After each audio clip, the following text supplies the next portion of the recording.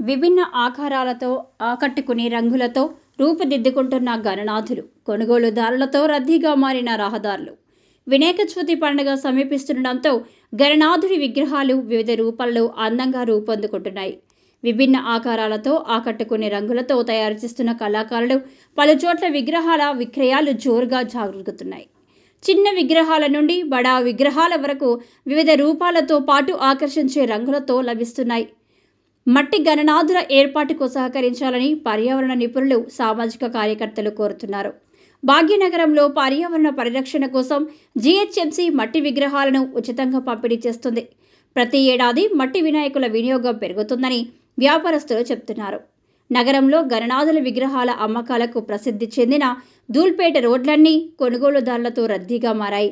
ధూల్పేట ప్రాంతంలో విక్రయించే విగ్రహాలు ఇతర ప్రాంతాల కంటే తక్కువ ధరలతో లభించడంతో రాష్ట్ర నలుమూలల నుండే కాకుండా ఇతర రాష్ట్రాల నుండి కూడా వచ్చి తీసుకెళ్తున్నారు. ఇక్కడ లభించే విభిన్న రూపాల గణనాథులకు భలే డిమాండ్ ఉంది.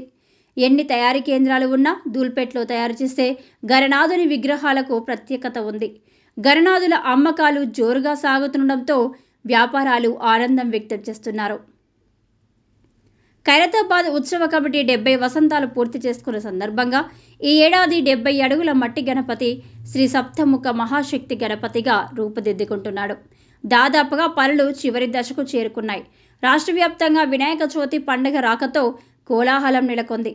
ఎలాంటి ప్రమాదాలు జరగకుండా తగు జాగ్రత్తలు పాటిస్తూ పండుగను భక్తి శ్రద్ధలతో జరుపుకోవాలని పోలీసు అధికారులు సూచనలు చేస్తున్నారు.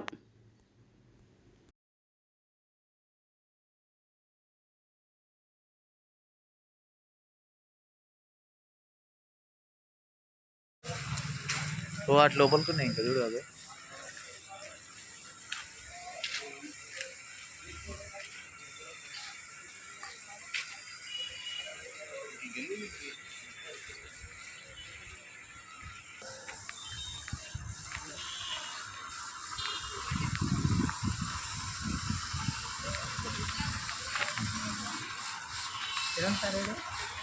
ముందుకెళ్ళలేదు.